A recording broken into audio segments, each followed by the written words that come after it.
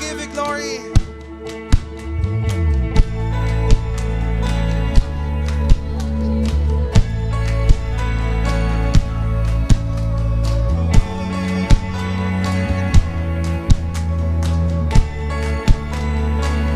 I give you glory for all you brought me through.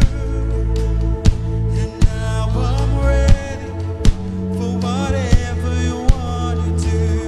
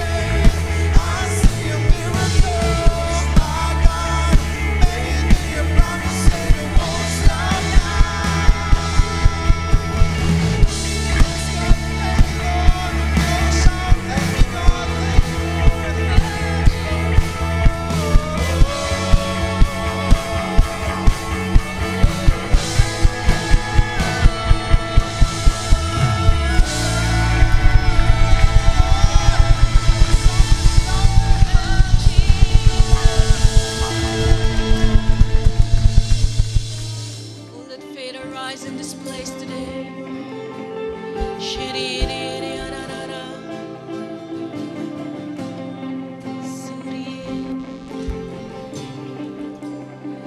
Let faith arise. In spite of what I see, Lord, I believe. Yes, God. But help my unbelief. I choose to trust you. Yes. No matter what I feel, let faith arise. Come on, let faith arise. Let faith arise. For my champion's not dead, he is alive. And he already knows my every need. And surely he will come and rescue me. Come on, everybody will sing, God of miracles, come. God of miracles, come. We need your supernatural love to break through. Nothing's impossible. You're the God of miracles.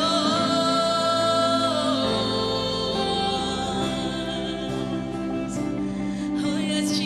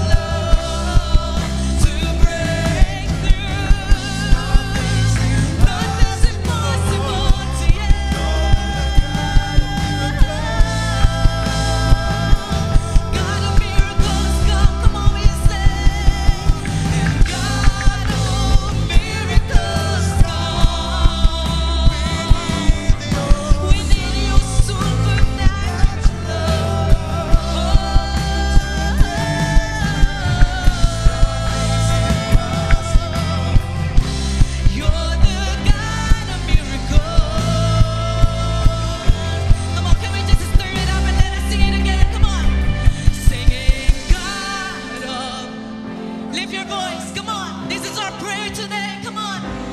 We need you to break through in this place.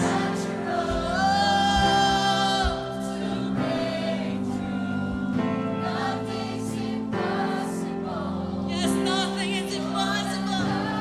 He is. Oh, God, a miracle to come. God.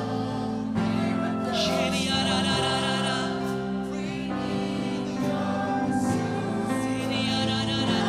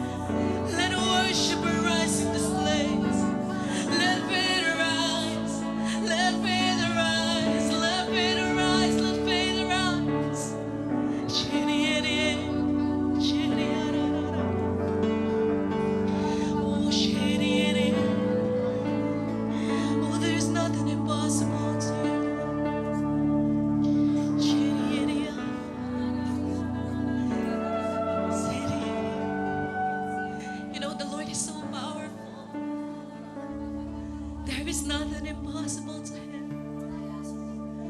And you know, as we enter this new season sa ating mga buhay, this is a declaration. This is a declaration that in this year, we will just be full of faith sa kapangyarihan ng ating Panginoon, that He can move the immovable. Every mountain in your life, He can move that. He can shake the unshakable. He can heal the sick. He can do everything in your life. And it says we just need to believe. We just need to believe.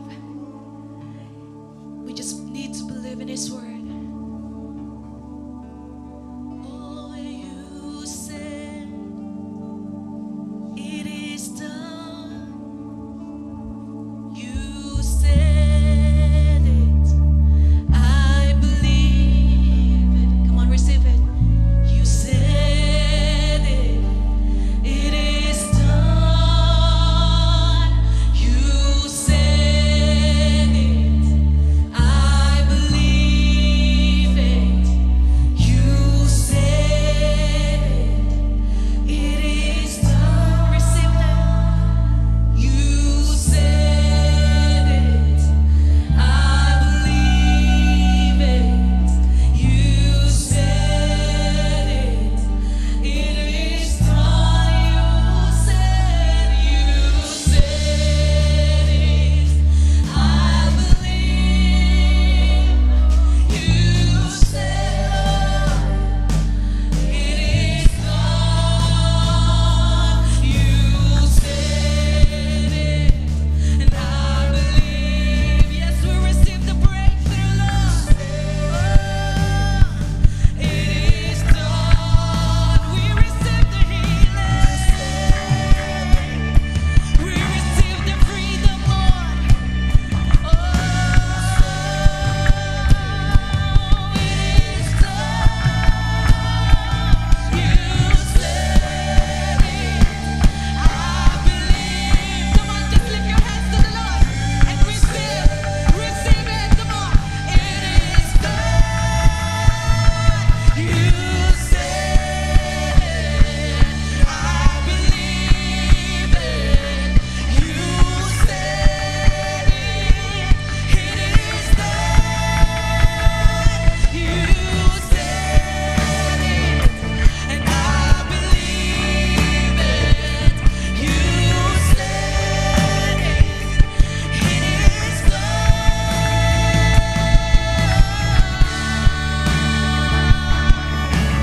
Yes, Lord, thank you, Jesus. Thank you, Lord. Thank you, God. Thank you, Jesus. Oh, thank you, Lord. Thank you, Jesus. Thank you, Jesus. Thank you, Jesus. Thank you for everything. Thank you, Lord. Thank you, Lord. Thank you, Jesus. Thank you, Lord. You are so good. You are so good. Mabuti ka, Panginoon, at ikaw ay dakila. Salamat sa lahat ng iyong ginawa, Panginoon. At salamat sa mga mas marami pang bagay na iyong gagawin, Panginoon, sa aming mga buhay. Sa iyo lamang ang pinakamataas na papuri, ang pagdakila, pasasalamat, ang kaluwalhatian, ang pagpuri at pagsamba. The highest adoration. Hallelujah. Hallelujah. Hallelujah. Hallelujah. Praise your name. Praise your name, God.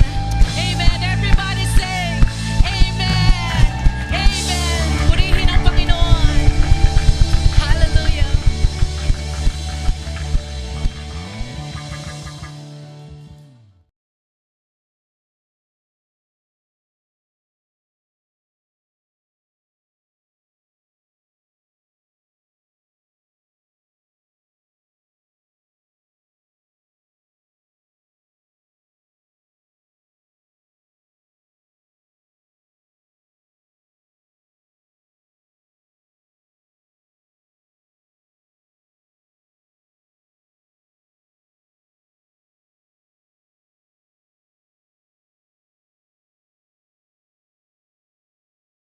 This is just the best way to give the whole year to the Lord. Amen?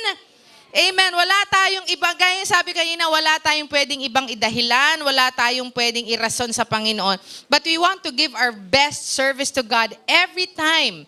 Including our service to Him every Sunday. If you can come to your work early, I believe you can come to church early. May mga taong markadong dahil laging late. Kahit sa iba-ibang departments, kilala kayo being perennially late. At sana yan ang breakthrough nyo ngayong 2024. Na mabago ang mindset ng mga tao sa inyong kayo ang palaging late, kayo ang palaging hinihintay. Kundi kayo ngayong 2024, your breakthrough is that you will always be the first to arrive. Amen! Muli, palakpakan natin ang Panginoon. Pasensya na po, nanay ako muna bago pastor at naninermon muna sa ating mga anak. Praise the Lord! Our theme for 2024 is breakthrough. Last Saturday, yung unang huli po natin na linggo para sa 2023, I gave a message. It was our Vision Sunday, and I feel a little bad that not all of us are there, kasi yun po yung casting ng vision natin for 2024. I believed it was a very, very timely message for us all that will propel us to what our direction will be for 2024. Ano po bang ibig sabihin ng breakthrough? Sabi po sa Google, kay Merriam-Webster, breakthrough is an instance of moving through or beyond an obstacle. Pag merong nakaharang at nalampasan mo yon, breakthrough yon. Kaya nga yung illustration na binigay sa atin ng Panginoon for breakthrough is that may takip, pero nalampasan mo yung takip. Na bumukas yung takip. And while we were worshiping this morning, I saw that picture again of a pot being covered, but the lid is taken away. Amen? Breakthrough is passing through a barrier. It also means an instance of achieving success in particular sphere or activity. Kaya pag meron kayong naging katagumpayan sa isang bagay, breakthrough yon para sa atin. Amen? Breakthrough is also an advancement, especially in knowledge and technique. Kaya pag may na-discover, may science discovery, for example, they call that as a breakthrough. And breakthrough is a sudden, dramatic, and important discovery. Kaya kung meron kayong biglang na-discover sa inyong kakayanan for 2024, that's your breakthrough. Hindi nyo pa na-realize dati, kaya nyo palang gawin to. This is your breakthrough, na kaya nyo palang gawin. Amen? But breakthroughs are anchored in Jesus. Walang ibang paghuhugutan ng ating mga paglaya, ng ating mga tagumpay, kundi ang Panginoong Jesus. And so for the whole month of January, it will be 4 weeks of discovering disciplines that will help us break through in our season of breakthrough. Yan po ang gusto kong ibahagi sa inyo. Kaya I pray that you will be here every Sunday so you don't miss these disciplines. Ano po yung mga gusto nating makita para tayo maging handa for the breakthrough? Lahat tayo gusto natin ng breakthrough, di ba? Ayaw natin na kahit anong gawin natin, parang may harang. Parang hindi natin kayang gawin ang mga bagay-bagay. But there is something that God wants us to break through. Mayroon tayong dapat malampasan. Mga bagay na parang hirap gawin, pero ngayon magagawa natin, ngayong taon na ito. And so there are 4 disciplines that I would like to share with you in the coming weeks. So ano po yung mga gusto nating mga sagutin na tanong ngayong linggong to at sa mga dadating na linggo? Sasagutin natin yung tanong na bakit man natin ginagawa ang ating mga ginagawa? Or why do we do what we do? Ano-ano ba yung mga ginagawa ninyo? What makes you busy? Halimbawa, like I see here si Coach Johan, he is busy with coaching. Some of you are in the businesses. You are busy with your business. You are busy with your work. You are busy studying. You are busy building relationships. Pero ang tatanungin natin, why do we do what we do? And it talks about our purpose and the motivation of our purpose. Bakit natin to ginagawa? Yan ang sasagutin natin. Sasagutin din natin, what are you busy with? Ano bang pinagkakaabalahan mo ngayon? At anong mga dapat pa nating pagkaabalahan or our preoccupations? Another thing that we will answer is, what are you thinking about? It talks about your personal meditation. Ano ang laging naglalaro sa iyong isipan? O baka hindi na naglalaro ang isipan mo dahil lagi kang naglalaro. You are busy with your social media. Busy ka laging tinitingnan ang iyong cellphone, updating things or whatsoever. But we talks about our think time. And the last question that we will answer is that, how is your intimacy with God? It talks about our devotion and prayer time. Yan po yung apat na sasagutin natin. And today, we will focus on the question of our motivation. Why do we do what we do? The motivation in doing or fulfilling our purposes. Buksan po ninyo ang inyong mga talata in Matthew chapter 6, and I'll be reading verses that some of you are very familiar with already. Or narinig, nabasa ninyo ng paulit-ulit na ito. Sabi sa Matthew chapter 6 verses 24 to 33, it says, "No one can serve two masters. For either he will hate the one and love the other, or else he will be loyal to the one and despise the other. You cannot serve God and mammon. Therefore I say to you, do not worry about your life, what you will eat or what you will drink, nor about your body and what you will put on. Is not life more than food and the body more than clothing?" Di ba, familiar na po kayo sa verse na to. In fact, binabasa to pagka exhortation sa giving. It says, "Look at the birds of the air, for they neither sow nor reap nor gather into barns, yet your heavenly Father feeds them. Are you not more of value than they? Which of you by worrying can add 1 cubit to the stature? So why do you worry about clothing? Consider the lilies of the field, how they grow, they neither toil nor spin. And yet I say to you that even Solomon in all his glory was not arrayed like one of these. Now if God so clothes the grass of the field, which today is and tomorrow is thrown into the oven, will he not much more clothe you, O you of little faith? Therefore do not worry, saying, what shall we eat, or what shall we drink, or what shall we wear? For there all things the Gentiles seek. But your heavenly Father knows what you need, all these things." And then in verse 33, "But seek first the kingdom of God and his righteousness, and all these things shall be added unto you." So the first question that we will answer today is, why do we do what we do? Isipin po ninyo yung mga ginagawa ninyo sa ngayon. Meron tayong ilang mga na-mention. Mga pinagkakaabalahan sa trabaho, sa negosyo, sa pag-aaral, sa pakikipagjowa, halimbawa, baka doon tayo busy eh. So tingnan natin, bakit ba natin ginagawa ang mga bagay na to? Kasi meron tayong pinagpapagalan, ginagawa natin. At sa lahat ng ating pagpapagal sa buhay, para makuha yung minimithi natin, minimithi mong breakthrough, hindi natin nare-realize na madaming mga bagay ang ating ginagawang komplikado. Because of the many things you want to do. Kaya mas lalong naging mahirap sa atin abutin yung mga pangarap, abutin yung mga bagay-bagay. You know, last Thursday, I had the chance to speak to one stranger.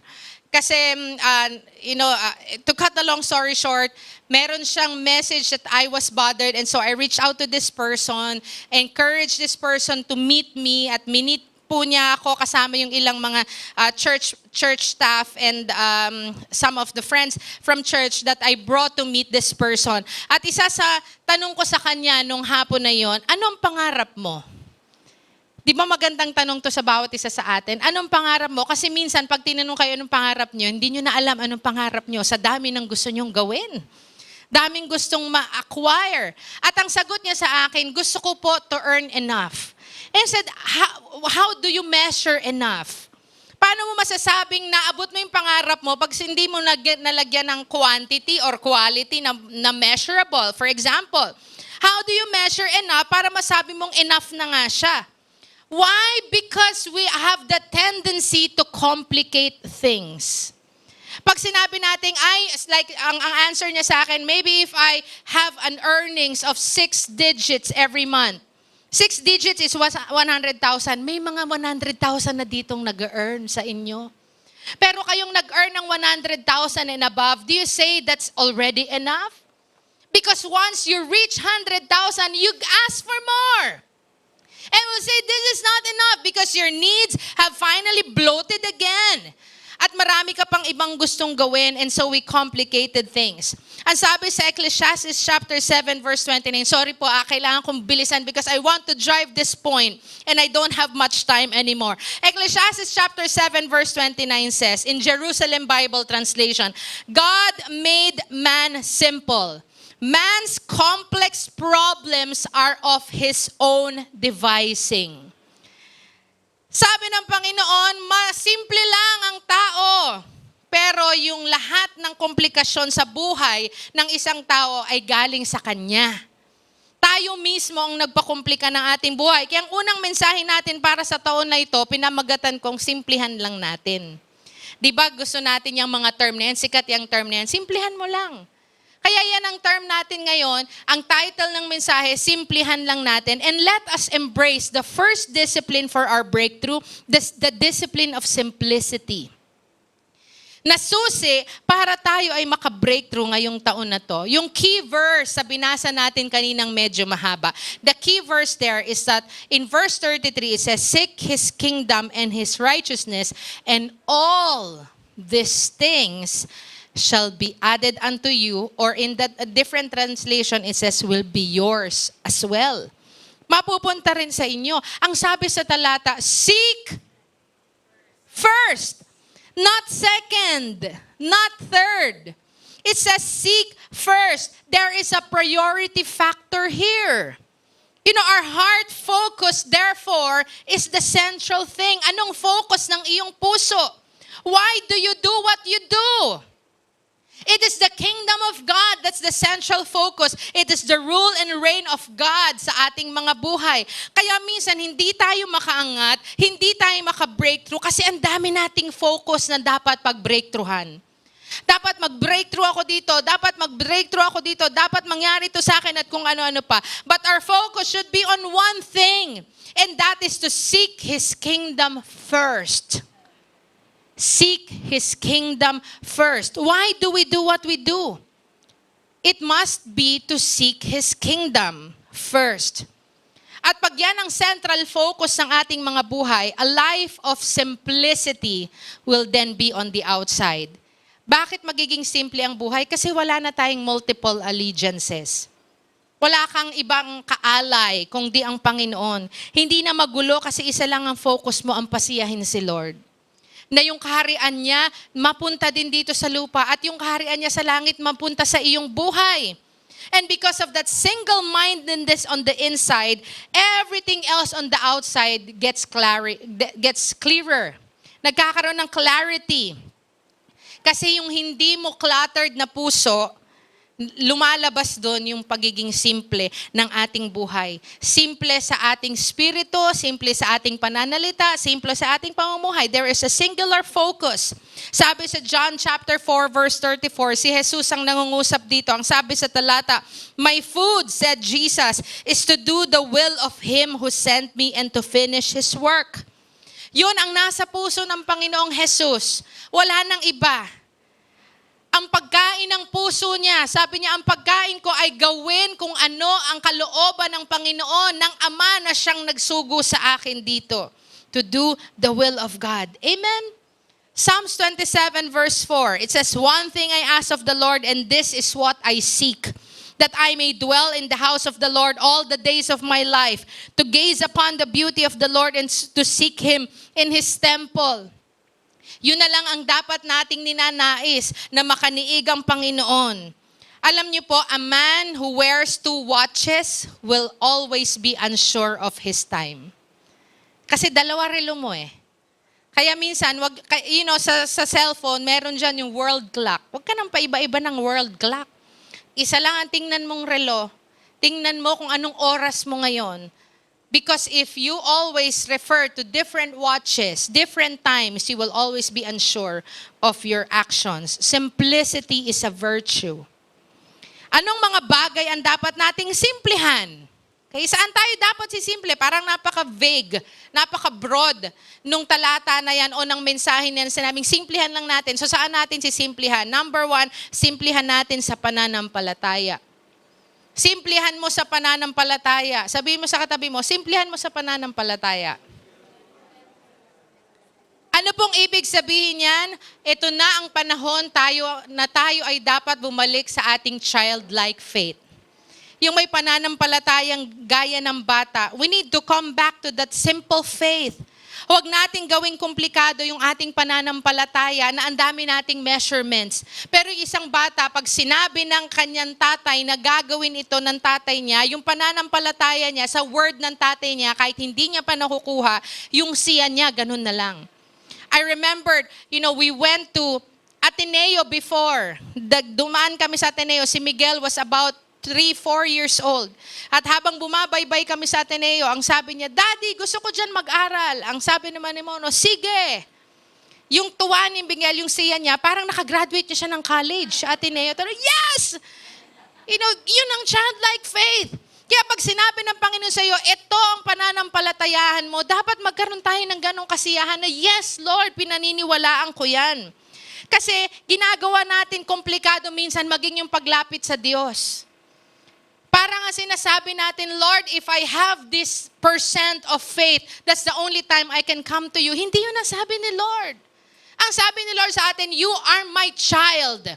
And whatever condition the child is, the child remains a child. Whether a child is wayward or a child is obedient, that is still a child. At makakalapit sa kanyang ama. We must simplify our approach to the Lord. Hindi po ito pagalingan ng salita. Hindi ito patalinuhan. Sabi nga ni Pastor Jonaver, hindi ito patalinuhan, pasunuran. Hindi pagalingan, pasunuran.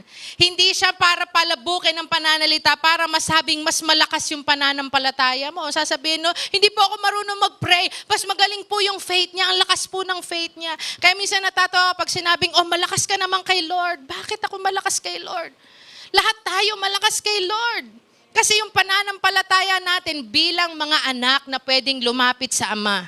Amen? The Word of God and our experience of the Word of God must supersede logic and intellect. Hindi na ito naaabot ng kaisipan, yung pananampalataya natin. Simplihan mo lang, manalig ka, and the Lord is always going to come to your rescue. Amen? Number 2, saan pa natin sisimplihan? Hinihingal ba kayo? Parang ang bilis-bilis ko, feeling ko. Number 2, simplihan natin sa pananalita. Ecclesiastes chapter 5, verses 1 to 7 says, Guard your steps when you go to the house of God. Go near to listen rather than to offer the sacrifice of fools who do not know that they do wrong. Do not be quick with your mouth. Do not be hasty in your heart to utter anything before God. God is in heaven and you are on earth, so let your words be few. As a dream comes when there are many cares, so the speech of a fool when there are many words. When you make a vow to God, do not delay in fulfilling it. He has no pleasure in fools. Fulfill your vow. It is better not to make a vow than to make one and not fulfill it. Do not let your mouth lead you into sin, and do not protest to the temple messenger, my vow was a mistake. Why should God be angry at what you say and destroy the work of your hands? Much dreaming and many words are meaningless. Therefore, stand in awe of God. Ano po ang kabuuan ng mensahe na ito na sinabing simplihan nating pananalita? Say what you mean and mean what you say. Ang dami natin minsan pangako. Kaya pasok yung mga magagaling mangako, tapos after inbox na or sin zone. Promise po, dadating po ako ng ganitong oras. Promise po, pupunta po ako dyan. Promise, I'll be in the meeting. Promise, I will go to you and do these things. Promise, promise, promise. Tapos pag nagpa-follow up na, sister o brother, ito yung pangako mo, hindi ka na re-replyan. Mga nangako ng Lord, bigyan mo lang ako ng trabaho. Lord, bigyan mo lang ako ng jowa. Lord, iligtas mo lang ang buhay ko, hindi na ako mag-iinom. At magdadrive. Niligtas ang buhay. Nag-iinom na lang, di na magdadrive. Lord, ang dami nating pangako. All these things, Lord, please, please, please, I pray, after you say this, yung sabi mo sa Panginoon, Lord, if you do this, if you give this to me, magsuserve ako sa iyo. Lord, babalik ako sa worship team. Lord, magsuserve ako. Ang dami nating pangako. Hindi lang yun for you to be involved in the church, but many things.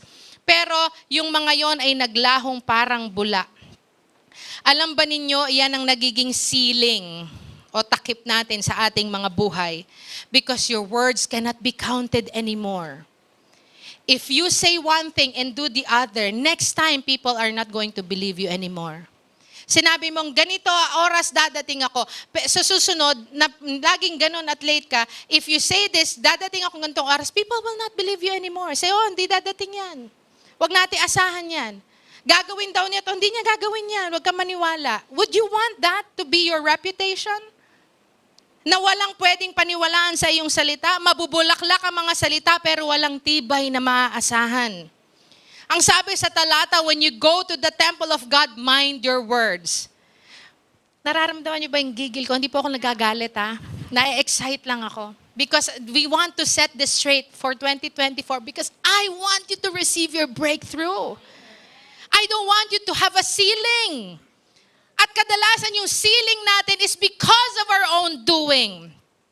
Don't end up making promises that you will not keep. Simplify what you mean. And do what you say. Proverbs 10:19 says, when the words are many, sin is not absent, but he who holds his tongue is wise. I only have 6 minutes. Would you allow me to extend a little bit?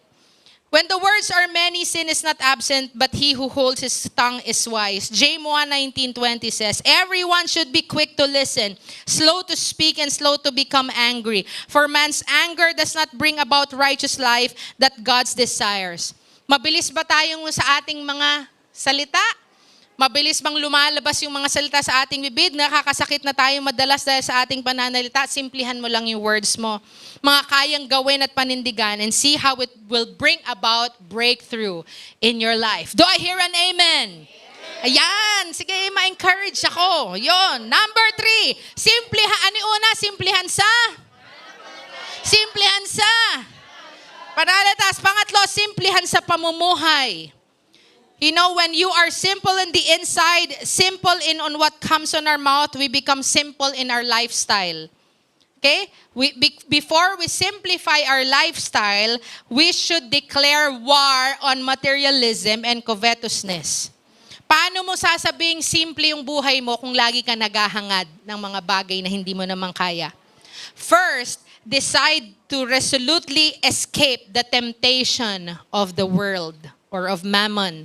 Sabi dun sa unang binasa nating talata, the first part says, no one can serve two masters.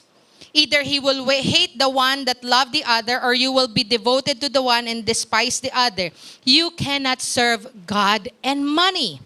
You cannot serve God and money, so you choose. Amen? Because once you love money, then you will love things.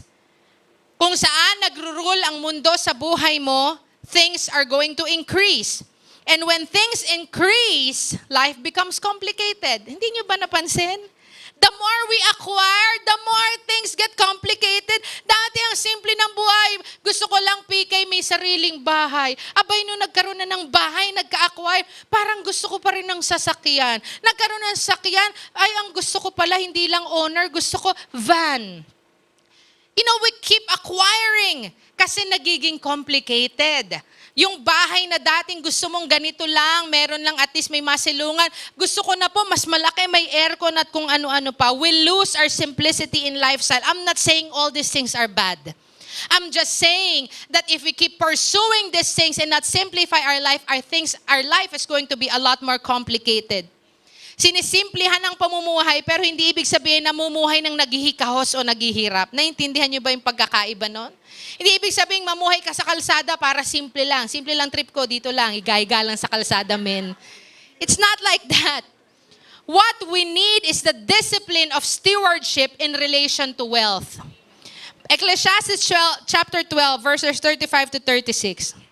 The Israelites did as Moses instructed and asked the Egyptians for articles of silver and gold and for clothing.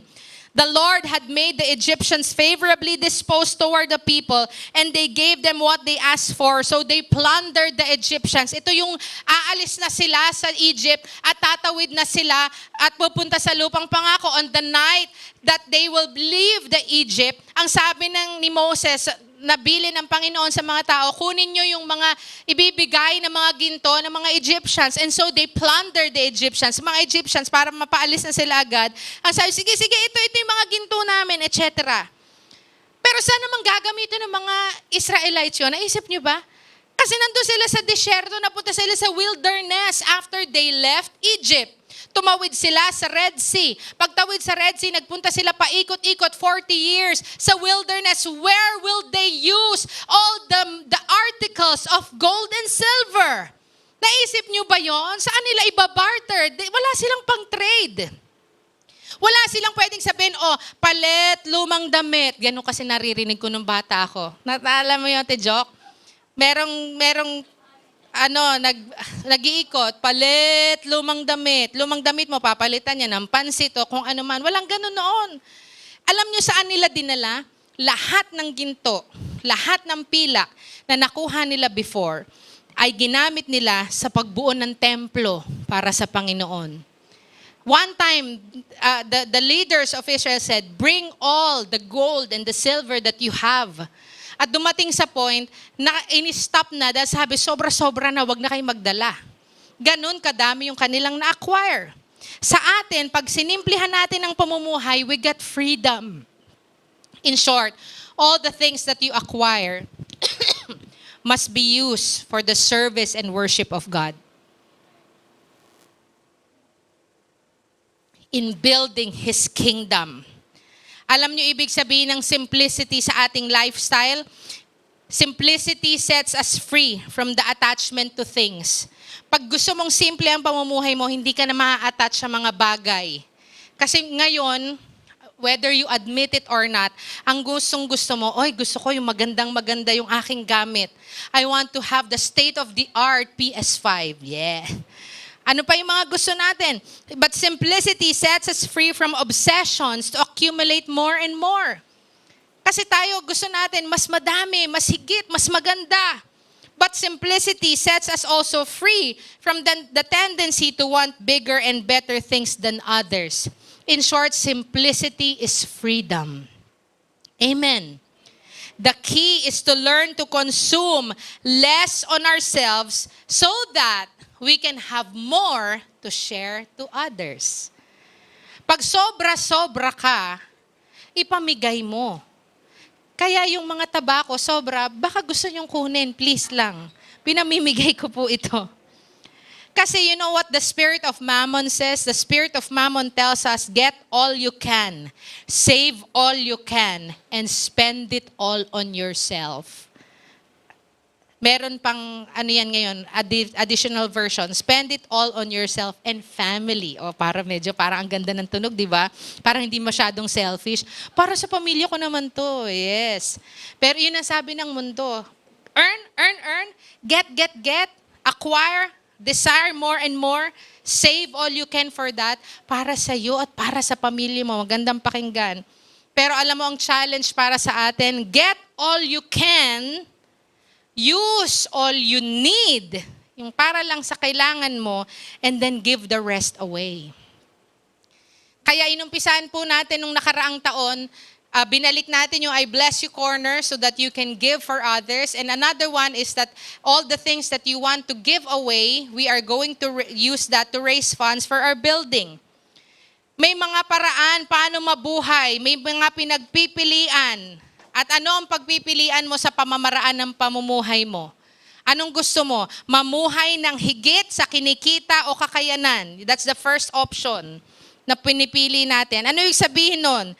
These are the people who will buy things that they don't need. Baka tayo yan bibili mga bagay na hindi naman natin kailangan. Bumibili ng mga bagay na hindi kailangan. And the money that they don't have, with the money that they don't have, ibig sabihin, bumibili ka ng mga bagay na hindi mo naman kailangan, tas inutang mo pa, kasi wala ka naman pera para dyan, para lang i-impress ang mga tao na hindi mo naman kilala. Right? You buy things you don't need with the money that you don't have to impress the people that you don't know. Or even impress the people that you don't like anyway. Yun naman gusto yung mga yan, pero hindi, dapat talagang straight body ako para sa mga yan. Dapat pagka ano ko niyan, wala akong double chin. Kaya gagawin natin, mag-i-invest tayo, wala ka namang pera, pero gagawin mo ang lahat. Yan yung first option ng pamumuhay na gusto mo. Gusto mo ba yung ganung pamumuhay? Sana wag tayo. Unfortunately, some of us are in that level. Kaya magandang wake-up call ito sa atin, assessment para sa atin. Okay? Number 2, mamuhay ng sagad sa kakayahan at kinikita. Sino po itong mga taong ito? We spend all that we have. Ito yung marami sa atin nagfo-fall dito. Spend all that you have and wait eagerly for the next paycheck. Abot-abot from 1 hanggang 15. Sige, gasusin, tas hintayin mo ulit. Ay, pecha di peligro na. Hintayin ko ulit yung magiging sahod. Because ang philosophy ng mga taong ito, eat, drink, and be merry for tomorrow we die. Sige na, kain na. Enjoy mo na yan ngayon. Enjoy ka na, etc. Kasi bukas, baka hindi mo na ma-enjoy. Okay? O, letter C, mamuhay ng sakto lang sa kakayanan at kinikita. Parang yung iba, sige, dyan ako, pasok ako dyan. This is someone living in degree of wisdom and make sure that they have something left aside for the rainy day. Sige, gagastos, yung sakto lang, tapos magtatabi ako ng kaunti para pagdating ng kagipitan, meron akong mahuhugot.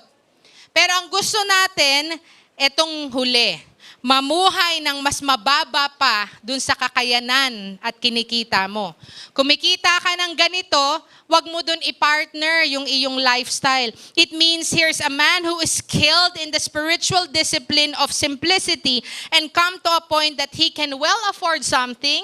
Kaya na niya bumili ng bagay na yon, pero pipiliin niya na hindi bilhin yung bagay na yon kasi meron pa siya nung bagay na pwedeng pagtiyagaan o pwedeng gamitin para yung nasobra niya is for him not just to keep for himself but to share to others. Parang ang mentalidad niya, I am here to acquire something and then bless the others.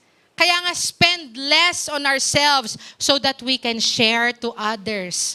Nakapag-share na ba kayo? Have you blessed somebody last 2023? Let that be the beginning of your breakthrough. Bless somebody in 2024. Pay it forward because for sure you received a blessing from somebody last year. May nag-bless sa'yo, nilibre ka ng burger, talagang walang-wala ka. Nilibre ka ng pamasahe dahil lagi na lang naiwan mo wallet mo. Ewan ko ba bakit. Oo, laging di maka-withdraw. Sira yung PIN ko, etc. Oo, lagi na lang. Pero may nag-bless sa'yo. Na-bless kang maka-attend ng training ng libre. All these things you have been blessed with. Binigyan ka ng damit, binigyan ka ng cellphone, may nagregalo sa yung cellphone, pangatawag natin, itago natin si pangalang Dondon. May nagregalo sa iyo, may nagregalo sa iyo sasakyan o kung ano-ano pa man, binigyan ka ng pagpapala ng Panginoon. Now bless somebody in 2024. Do I hear somebody? Come on. Lastly, very, very quickly, here are some keys so that we can simplify our lifestyle. Ang puno nitong linggong to, but bear with me. Here are some things that we can do today para maging simple yung ating pamumuhay. Number 1, buy for usefulness rather than prestige. Ang maging basihan mo ng pagbili ay dahil sa functionality. Yung function nito, magagamit ko to, makakaya ko to, hindi lang dahil parang, uy, ang ganda niya.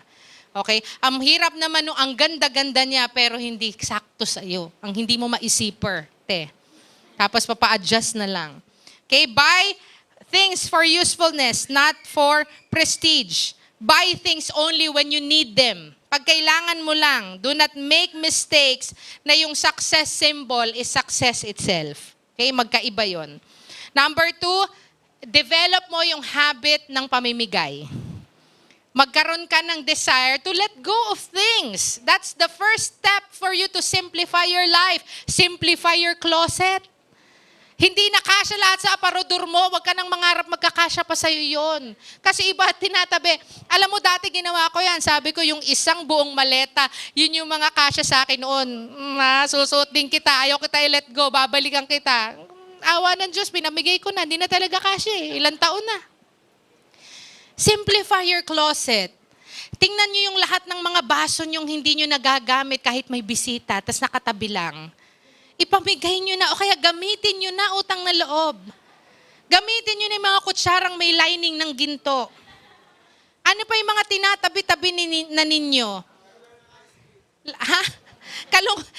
Itapon na yon, hindi ipamimigay. Itapon nyo na yung mga galong-galon ng ice cream daw na lagayan. Huwag nyo na lagayan ng isda. Bumili na kayo ng bago. Binubudol nyo pa yung mga anak nyo. Akala may ice cream sa rep nyo. Okay?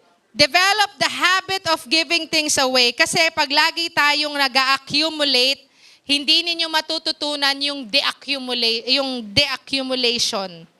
Because the less clutter that you have, the simpler life that you will have. Okay? Alisin yung mga bagay na hindi na, mga abubot sa bahay ninyong sangkaterba. Mawala na yung hoarding sa atin. Yung hoard ka ng hoard mga bagay kasi magagamit ko to. Okay? Kaya yung pangatlo na tip para sa atin, beware of modern advertising. Yung modern advertising ngayon, pag pinalabas sa TV, parang ay ang ganda. Nagbabrowse ka sa newsfeed mo, lalabas siya sponsored ad. Uy, parang ang ganda nito. Kasi dati nabubudol ako dyan. Pag lumabas, ay parang kailangan ko to sa later on in life. Later on in life, I'll be using this. So I'll buy kasi naka-sale ngayon. So dahil naka-sale siya ngayon, dyan muna siya. Kaya yung kasunod nating step, stop impulsive buying. Minsan by impulse lang. Huwag tayong bibili just because it's cheap. Buy because there is a need. Kasi kailangan mo. Hindi dahil mura siya ngayon. Oh, mura nga ngayon. Aanhin mo ba yan? Mura eh. Minsan ganun tayo. Kahit hindi mo naman kailangan. Kaya ang dami-dami mo ng sandok. Yung plastic mong sandok sang katerba, tas ayaw mong gamitin. Ang mura nitong tabo na to ngayon sa Shein PK. Pero yung gamit mong tabo, yung naglilimahid hanggang ngayon, ayaw mong itapon. relate ba? Next one, eat sensitively and sensibly. Alam nyo bang kailangan nyo rin simplihan yung pagkain? Consuming food only that you can consume. Kasi sometimes we consume so much until food is our bondage. Kaya meron kaming laging pinapagalitan, lagay ng lagay sa plato tas hindi kakainin. Ang daming tira, itago natin sa pangalang abik. Diba, ang daming kasi hindi parang feeling mo magkikrave tayo. Minsan ganun tayo, hindi lang siya in fairness. Sometimes we are like that. Parang, ay, ang sarap. Tapos parang gutom ka, unalagay ko yan lahat. Tapos yung unang subo mo pang construction kasi talaga, oh, ang sarap nito.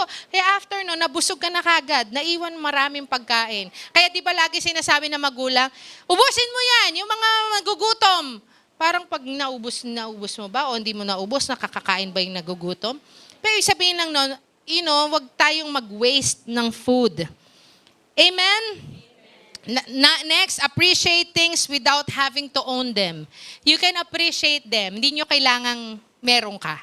Bawa ma-appreciate mo, ang ganda ng damit mo, sister. Hindi yung, dahil maganda yung damit nyo, bibili rin ako ng ganyan. Ako, ang ganda ng sapatos mo, bibili ako niyan 3, iba-ibang kulay. You can appreciate that, pero hindi mo kailangan i-own. Okay? There are many beautiful things in life that can be achieved without owning them. Okay, we can rejoice with others if they are blessed. Next, enjoy nature and see God in the nature. There are many things in life that are free. At yun yung pwede nating simplihan. Pagising mo, ay, ang ganda ng, buksan mo yung kortina mo, ay, ang ganda ng liwanag ng buhay sa ngayon, etc. Because uncluttered life help us to enjoy nature also. Lastly, develop a biblical financial plan. That's how you can simplify your life. Kasi minsan, ang finances natin nakasentro on how we can acquire. Sentro on how we can save more. Kaya nga lagi nating sinasabi, nagtatights ba kayo? Kasi yan ang, I will not be afraid to say this. Kasi unang-una, hindi sa amin napupunta yun yung tithes. At yan ay hindi para sa amin, kundi para sa inyo. It's a way of God to bless you if you are faithful in your tithes and offering. So yun ang isipin nyo sa financial biblical plan ninyo, you will simplify your life pag inuna ninyo yung tithes. Your tithes, your offering, you're giving to the missions, giving to the poor, giving to the family, and then of course you have your generous fund, a fund for you to give away. You have something for your insurance, you have something for your investment, and then you have a savings. Meron kayo ng savings of at least 3 to 6 months. So that pag nagkaroon ulit ng pandemya, wag naman loobin ng Diyos, meron kang 3 hanggang 6 na buwan na itatagal bago ka mamatay sa gutom. Biro lang. Sabihin, you have something na pwede mong paghugutan. Amen? In conclusion, sabi ni G.K. Chesterton, hindi ko pa siya na-meet, pero ito yung sabi niya. There are 2 ways to get enough. One is to accumulate more and more, and the other one is to desire less and less. So doon tayo sa pangalawa. Let us resolve to live simply so that others may simply live. Amen? So we will bring the matter to the Lord. This is our first challenge for our breakthrough. And we will ask the leaders now to distribute the elements of communion. I'm sorry if we are a little bit over time, but this is our first Sunday, so bear with me. And ito po yung ating unang komunyon para sa taon na to. At gusto natin na maging pangako natin sa Panginoon na sa unang communion natin, we will say, Lord, I will choose to seek you first with all my heart, and to live simply. Praise the Lord. Tumayo po tayong lahat.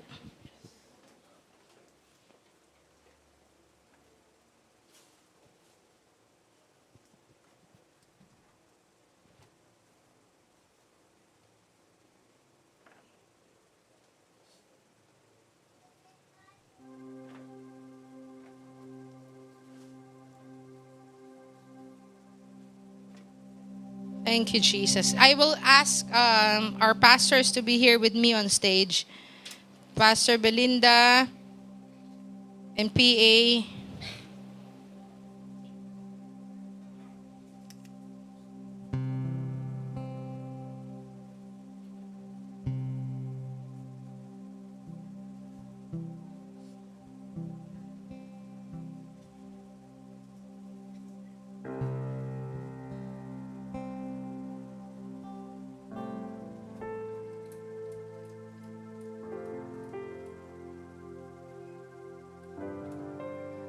Ngayong araw na to, maging hamon po sa atin talaga. Naunahin ng Panginoon sa lahat ng bagay. So that we can live a life that is simple because our focus is to please Him. His kingdom come on earth as it is in heaven. Sapagkat ito ang turo na tinanggap ko mula sa Panginoon at ibinibigay ko naman sa inyo. Nung gabing siya'y ipinagkanulo, ang Panginoong Jesus ay dumampot ng tinapay, nagpasalamat at pinagpira-piraso iyon at sinabi, ito ang aking katawan na inihahandog para sa inyo. Gawin ninyo ito bilang pag-alala sa akin. Panginoon, salamat po na itinuro mo sa amin kung paanong mamuhay ng simple at papaanong loobin ang iyong puso na loobin ang gusto ng Ama para sa iyo. And so we pray, Lord, that we will also have that heart to seek you with all our heart. Lord, in this 2024, you have allowed us to see different ceilings in our life. Kung ano yung mga bagay na nagpe-prevent sa aming breakthrough. And Lord, today, as we learn the discipline of simplicity, and as we partake of this communion, we thank you, Lord, for this lesson. Salamat, Panginoon, na mayahakbang namin ang aming mga paa kung paanong pasisimplihin ang aming buhay para mabigyan ka, Panginoon, ng pinakamataas na parangal. A heart that is uncluttered, a heart, Lord, that is focused on you and seeking your kingdom. As we partake of this element of the body of Christ, we receive it, Lord, with thanksgiving. Salamat, Lord, sa kakayanan, kalakasan na ipagkakaloob mo sa amin na patuloy na humakbang palapit sa iyo, patuloy na humakbang, Panginoon, ng may pananampalataya na tanggapin, Panginoon, ang buhay na nais mo para sa amin. We receive this, Lord, in the name of the Father, and of the Son, and the Spirit. In Jesus' name, amen.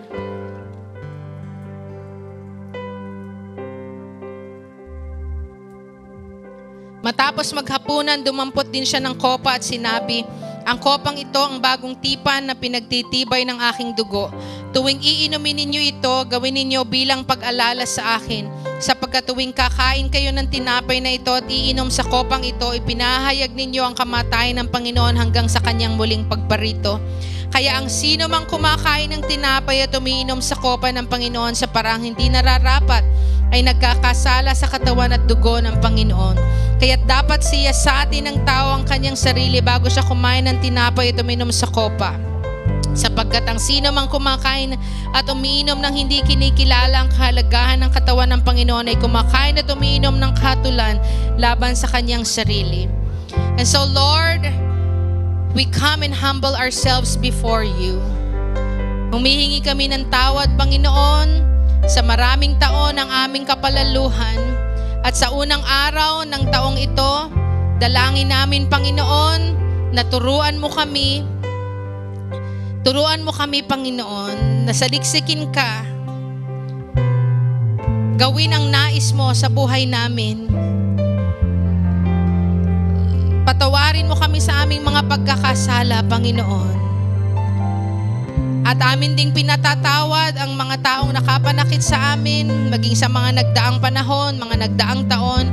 We release them, Lord.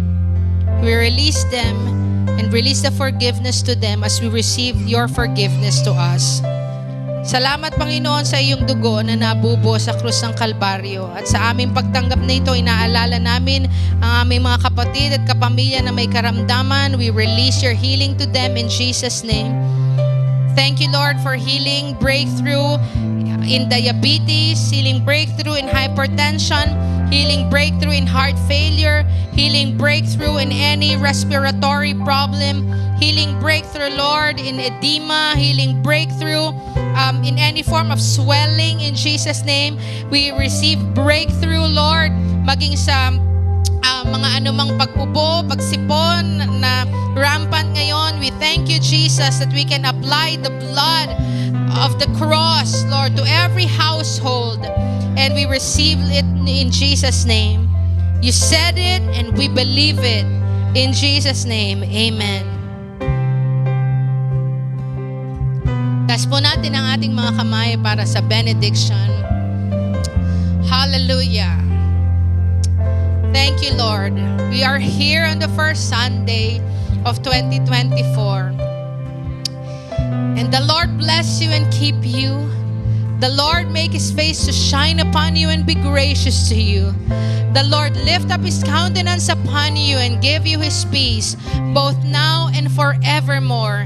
In the name of the Father, and of the Son, and of the Spirit. And everybody say,